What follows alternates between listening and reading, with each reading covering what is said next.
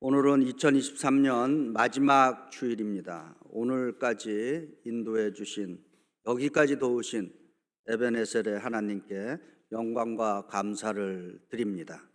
누가복음 2장 25절에 예루살렘에 시므온이라 하는 사람이 있으니 이 사람은 의롭고 경건하여 이스라엘의 위로를 기다리는 자라, 성령이 그 위에 계시더라, 이렇게 증거하고 있습니다.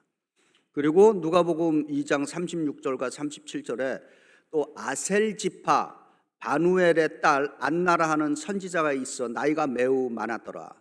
그가 결혼한 후 7해 동안 남편과 함께 살다가 과부가 되고 84세가 되었더라.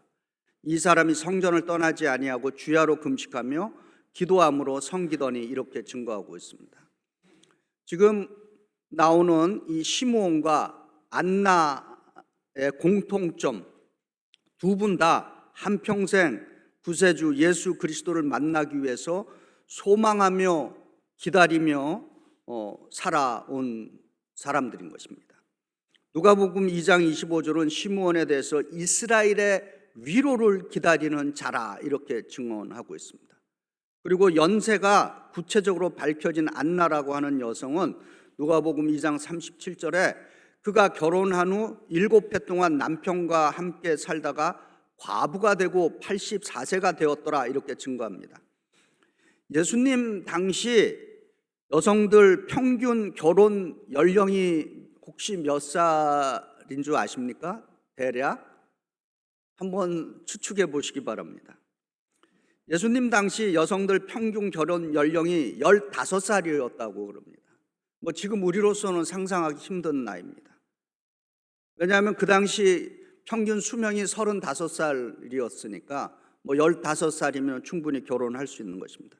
만약에 이 안나가 15살에 결혼을 해서 이제 살다가 7년 후에 남편과 사별했으면은 22살에 이제 과부가 되어서 60년 이상을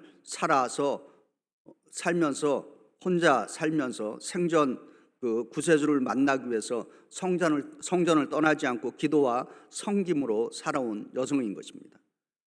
지금 오늘 본문에 등장하는 시므온과 안나라고 하는 이 두 분의 인생의 키워드가 무엇인가? 그 키워드는 기다림인 것입니다. 웨이팅.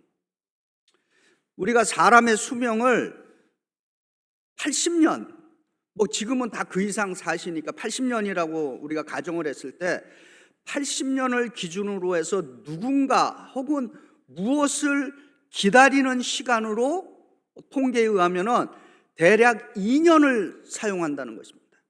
2년이라고 하는 시간을 누군가 기다리거나 혹은 뭐를 기다리는데 쓴다는 것입니다.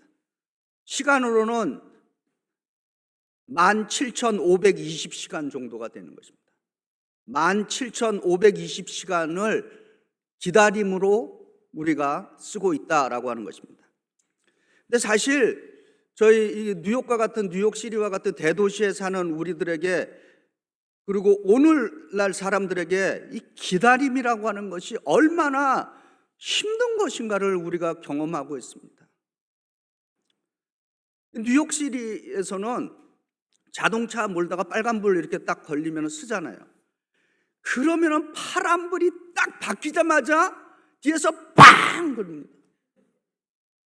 그러면 어떤 때는 진짜 화가 나요. 지금 파란불이 막 바뀌었는데 그냥 그 뒤에서 몇 초도 못 견디는 도시 속에 저희들이 살아가고 있습니다. 2023년에 우리는 여전히 아직도 무언가 기다리고 있습니다. 전 세계적으로는 우크라이나 러시아 전쟁이 곧 종전되기를 기다리고 있어요. 이스라엘과 팔레스타인도 하루빨리 종전되기를 기다리고 있습니다. 우리 각 개인들과 가정들 무언가 잘 되기를 지금 기다리고 있을 겁니다. 저는 담임 목회자로서 우리 베이사이드 연합감리교회를 위해서 기도할 때, 주님, 저희도 건강한 부흥을 위해서 쓰임받을 수 있게 해 주시옵소서라고 기도하는 것이 교회를 위한 첫 번째 기도 제목인 것입니다. 2023년을 마치면서 2024년을 맞이하는 우리에게 이 시므온이라고 하는 인물과 안나라고 하는 인물, 이분들을 통해서 기다림의 시간을 어떻게 사용해야 하는가를 좀 말씀으로 적용해 봅니다. 첫 번째로 누가복음 2장 25절과 26절 다시 읽어드립니다. 예루살렘에 시므온이라는 사람이 있으니 이 사람은 의롭고 경건하여 이스라엘의 위로를 기다리는 자라. 성령이 그 위에 계시더라. 그가 주의 그리스도를 보기 전에는 죽지 아니라 하는 성령의 지시를 받았더니 이렇게 증거합니다.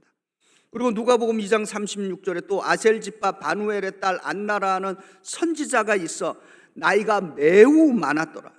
그가 결혼 후 7해 동안 남편과 함께 살다가 과부가 되고 84세가 되었더라. 이 사람이 성전을 떠나지 아니하였다. 이렇게 증거하고 있습니다. 성경이 증거하는 하나님의 성품과 신실한 믿음의 사람들의 인생의 키워드가 있는데 그 인생의 키워드는 기다림인 것입니다. 기다림은 하나님의 성품인 것입니다. 베드로후서 3장 8절과 9절에 이렇게 증거합니다. 사랑하는 자들아, 주께서는 하루가 천년 같고 천년이 하루 같다는 이 한 가지를 잊지 말라. 주의 약속은 어떤 이들이 더디다고 생각하는 것 같이 더딘 것이 아니라 오직 주께서는 너희를 대하여 오래 참으사 아무도 멸망하지 아니하고 다 회개에 이르기를 원하시느니라. 아멘. 누가복음 15장 너무도 잘 알려진 탕자의 이야기입니다. 탕자의 이야기에서 탕자의 아버지, 하나님으로 비유되는 탕자의 아버지는 탕자가 돌아오기를 기다리는 하나님이시다라고 하는 것을 증거하고 있습니다. 그런데 이 기다림은 그저 아무것도 안 하고 수동적으로 기다리는 것이 아니다라고 하는 것을 우리가 또한 알아야 합니다. 시므온과 안나는 그냥 막연히 손 놓고 기다린 것이 아니다라고 하는 것입니다. 영어로 지금 그 수동적이란 뜻의 그 패시브라는 단어가 있죠. 이 패시브라고 하는 단어와 열정이라고 하는 그 패션이라고 하는 그 단어가 있는데 이것은 라틴어에서 유래했는데 그 뜻은 어디에서 그 뿌리가 있냐면은 참는다라고 하는 데에 그 같은 뿌리를 두고 있습니다. 그래서 오래 참고 기다리는 것은 그냥 수동적인 기다림이 아니라 그 기다림에는 능동적인 패션, 열정이 담겨 있는 기다림이다라고 하는 것입니다. 그래서 그 기다림 안에는 소망이라고 하는 열정이 함께하고 있는 단어인 것입니다. 그래서 시므온과 안나의 기다림에는 적극적으로 준비하는 기다림이 있었다라고 하는 것입니다. 왜 시므온과 안나에게 이분들이 기다리는 동안에 참 흔들림이라는 것이 있었을 겁니다.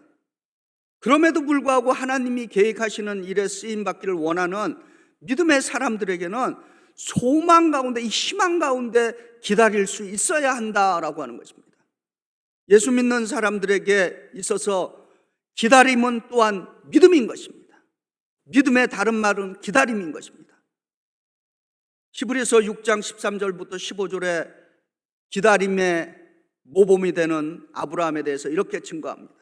하나님이 아브라함에게 약속하실 때 가리켜 맹세할 자가 자기보다 더 큰 이가 없으므로 자기를 가리켜 맹세하여 이르시되 내가 반드시 너에게 복을 주며 너를 번성케 하고 번성케 하리라 하셨더니 그가 이같이 오래 참아 약속을 받았느니라. 아멘.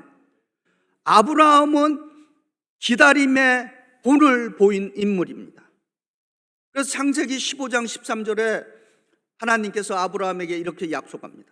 여호와께서 아브라함에게 이르시되 너는 반드시 알라 내 자손이 이방의 객이 되어 그들을 섬기겠고 그들은 400년 동안 내 자손을 괴롭히리니.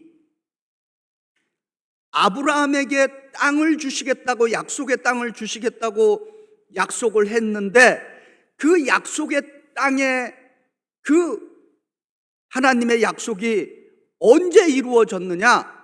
바로 430년이 끝나는 해에 이루어진 것입니다. 그래서 출애굽기 12장 41절에 430년이 끝나는 그날에 아브라함에게 약속했던 그 약속의 말씀이 끝나는 그날에 여호와의 군대가 다 애굽 땅에서 나왔노라, 이렇게 증거하고 있습니다. 출애굽은 430년을 기다린 후에 이루어진 약속인 것입니다. 시편 37편 7절에 여호와 앞에 잠잠하고 참고 기다리라. 자기 길이 형통하며 악한 꾀를 이루는 자 때문에 불평하지 말지어다, 이렇게 증거하고 있습니다. 두 번째로 누가복음 2장 25절 또 37절을 또 다시 봅니다. 예루살렘에 시므온이라는 사람이 있으니 이 사람은 의롭고 경건하고 이스라엘의 위로를 기다리는 자라. 성령이 그 위에 계시더라. 그리고 누가복음 2장 37절에 그 안나에 대해서 이렇게 증거합니다. 이 사람이 성전을 떠나지 아니하고 주야로 금식하며 기도함으로 섬기더니, 이렇게 증거합니다.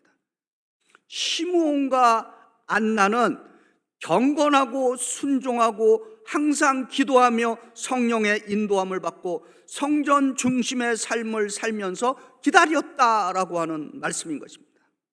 시므온과 안나는 한평생을 오직 이스라엘의 위로자, 이스라엘의 구원자를 만나기 위해서 희망하며 기다리는 동안에 그냥 손 놓고 기다린 것이 아니라 섬김과 봉사로서 살아온 신앙인들이다라고 하는 것입니다.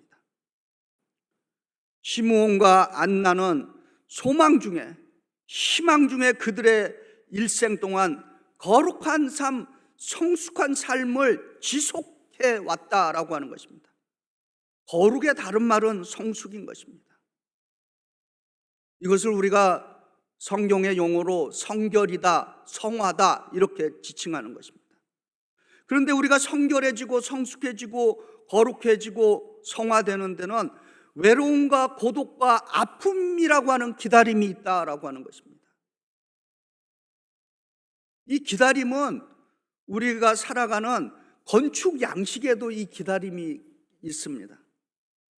저희가 사는 이 동부 지역 해안가에 이렇게 지어진 그 오랜 집들을 보면은 바다를 향해서 집에 이렇게 발코니가 설치되어 있습니다. 그 사진 좀 잠깐 보여주시겠습니까? 네. 우리는 지금 저걸 발코니라고 부르잖아요. 이 동부 지역의 이 해변가를 따라서, 그리고 또 서부 지역의 해안가를 따라서 저렇게 발코니를 이렇게 했습니다. 근데 우리는 지금 저걸 발코니라 부르는데 옛날 이름은 무엇인 줄 아십니까? 영어로 저거를 위도스 웍, 과부의 걸음걸이다, 이렇게 지칭을 했고, 혹은 캡틴스 웍, 선장의 걸음이다, 이렇게 지칭했습니다.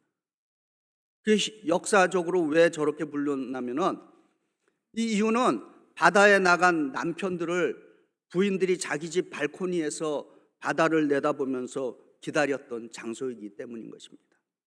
그러나 차츰 이 발코니는 바다에 나간 남편이 바다에서 죽어서 집에 홀로 남은 부인이 이제 가부가 되어서 남편이 돌아오기를 애타게 기다리는 그러한 곳이 되었습니다. 그래서 발코니는 누군가를 기다리는 자리가 되었습니다. 비록 이 기다림에는 외로움과 슬픔과 아픔이 있지만은 또 한편 이 기다림에는 언젠가는 다시 만난다는 강한 소망이 담겨 있는 것입니다.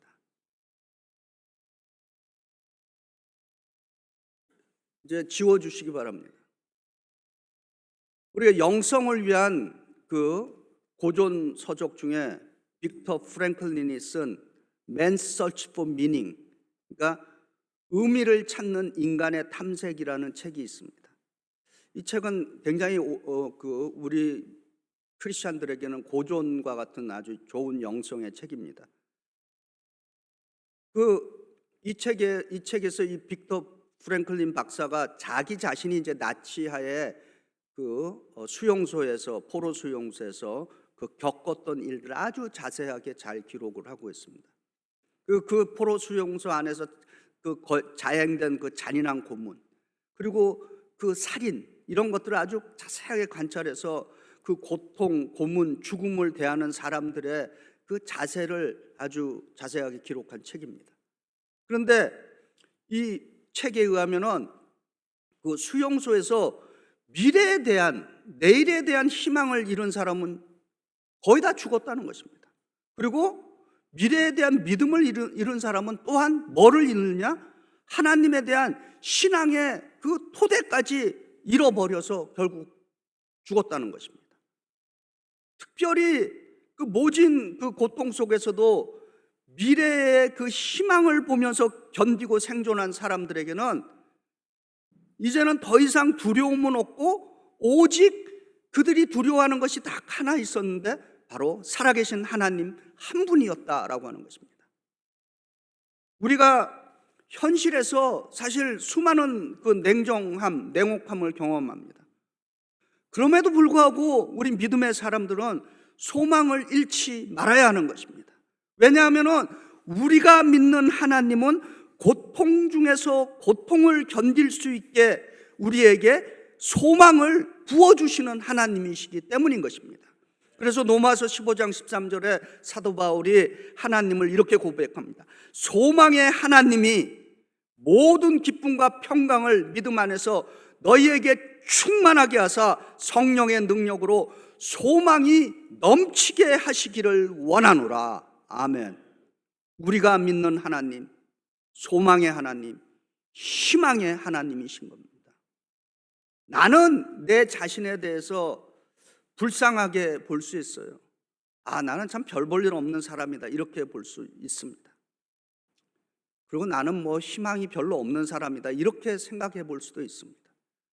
그러나 하나님께서 우리 자신들을 볼 때 하나님은 우리를 자부심과 희망으로 바라보시고 계시다라고 하는 것을 깨달으시기 바랍니다. 왜냐하면 부모들에게 있어서 자기 자식에 대해서 한번 물어보시기 바랍니다. 집사님, 권사님, 장로님, 자녀들 어떻게 생각하세요? 모르긴 몰라도 저희들 가운데 우리 애들 별 볼 일 없어요, 희망 없어요, 그렇게 대답하실 분 아무도 없을 겁니다.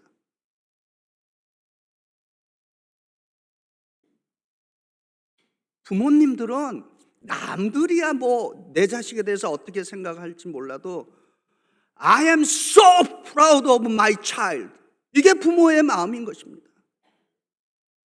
하나님도 마찬가지로 우리를 볼 때 나는 나를 비참하게 볼 수 있지만은 하나님은 우리를 희망을 갖고 바라보신다라고 하는 것입니다. 그런데 이러한 희망, 소망은 내가 꾸며낸 것이 아니고 내가 고안하거나 발명한 것이 아니라 우리들의 희망은 성령께서 우리 안에 부어주시고 계시다라고 하는 것입니다.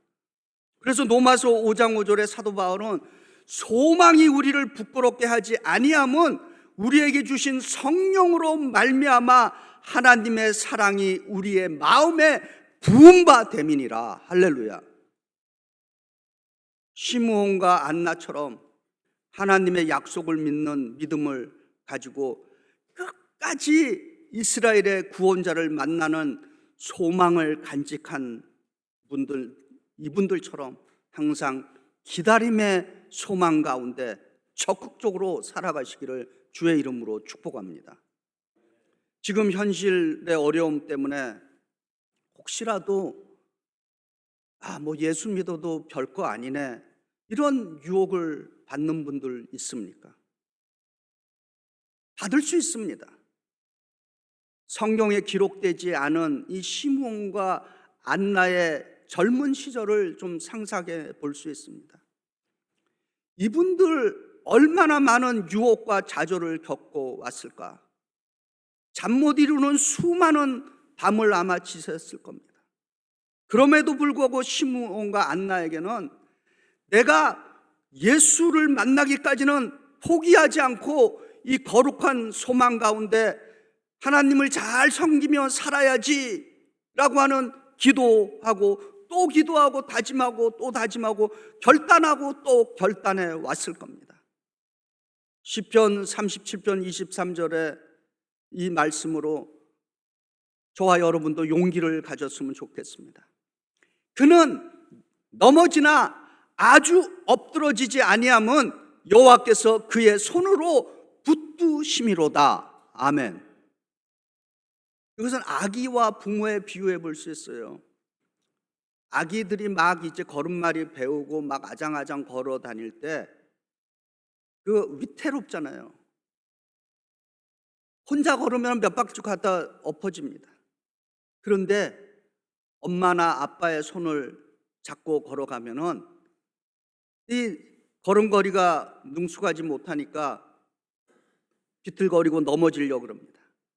그러나 엄마 아빠의 손을 붙들고 있는 한에는 그 아기가 결코 땅에 확 엎드려지는 법은 없는 것입니다.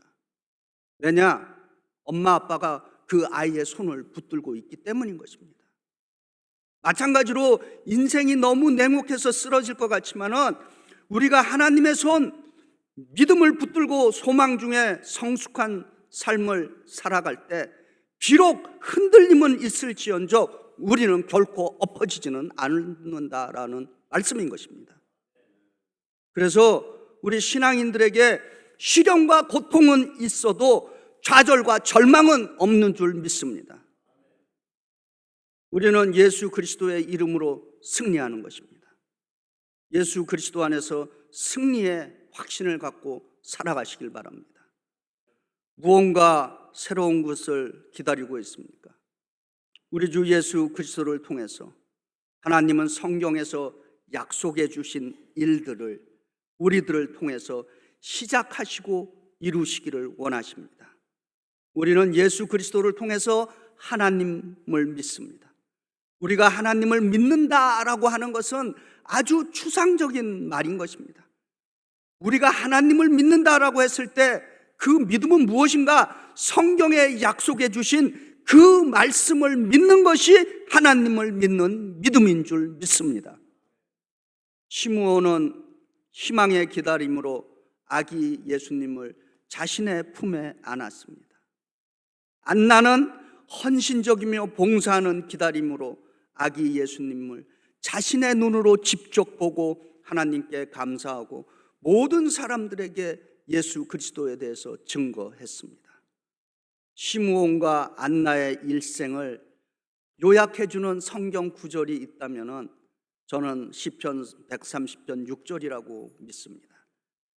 시편 130편 6절에 파수꾼이 아침을 기다림보다 내 영혼이 주를 더 기다리나니 참으로 파수꾼이 아침을 기다림보다 더하도다.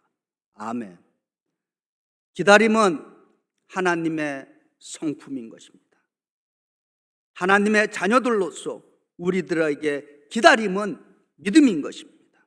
동시에 믿음의 다른 말은 예수 안에서 기다림인 것입니다. 시므온과 안나가 소망 속에서 성숙한 삶을 살아가는 가운데 믿음으로 기다림으로써 예수를 만났습니다. 우리가 살아온 2023년이 우리에게 아무리 어렵고 견딜 수 없는 절벽과 같은 낭떠러지기와 같은 시간일지라도 예수 안에서 소망 가운데 성숙한 믿음의 기다림으로 우리가 살아가면 우리에게 2023년은 약속된 희망의 새해가 될 줄 믿습니다. 주 성령 하나님께서 저와 여러분에게 우리 베이사이드 연합감리교에 속한 모든 믿음의 공동체의 지체들에게 하나님께서 소망으로 가득한 2024년을 우리 모두에게 주시기를 주의 이름으로 축원드립니다.